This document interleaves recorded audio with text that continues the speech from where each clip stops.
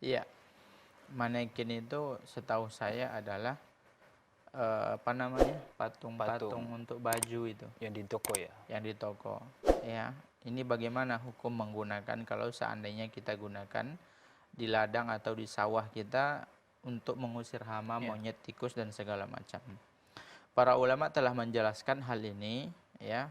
Maka penggunaan patung atau gambar manekin tadi, ya, itu dibolehkan dengan dua syarat. Ya, syarat pertama adalah dengan, ya, sebagaimana yang sering dikatakan oleh Syekh Muhammad bin Shalih Al-Utsaimin, izalatur ra's. Ya, tidak ada, yaitu tidak menggunakan kepala.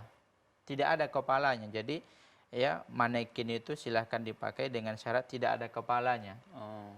Ya, karena kalau ada kepalanya di situ yang bermasalah, karena itu kan seperti patung.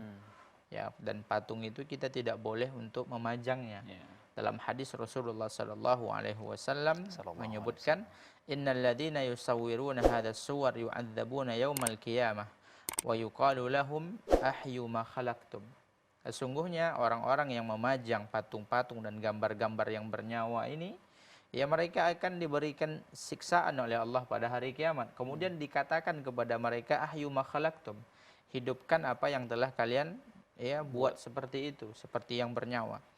Kemudian dalil yang kedua adalah karena Rasulullah Shallallahu Alaihi Wasallam, ya, pernah ditegur oleh Jibril dalam hadis yang diriwayatkan oleh Imam Muslim, bahwasanya Jibril menyebutkan dalam hadis itu, aku mendatangimu tadi wahai Muhammad, akan tetapi tidak ada yang menghalangiku untuk menemuimu dan masuk ke rumahmu, kecuali karena ada gambar yang ada ketika itu di kain pintu dan gorden rumah Rasulullah Sallallahu Alaihi Wasallam. Maka Rasulullah SAW menyuruhnya untuk dihilangkan. Jadi syarat pertama, manekin tadi tidak memiliki kepala, dan itu banyak kita temukan, ya, banyak kita temukan di toko-toko atau di tempat penjualan pakaian. Mereka sudah paham dan mereka tidak lagi menggunakan kepala. Kemudian syarat yang kedua adalah tidak menampakkan bagian aurat.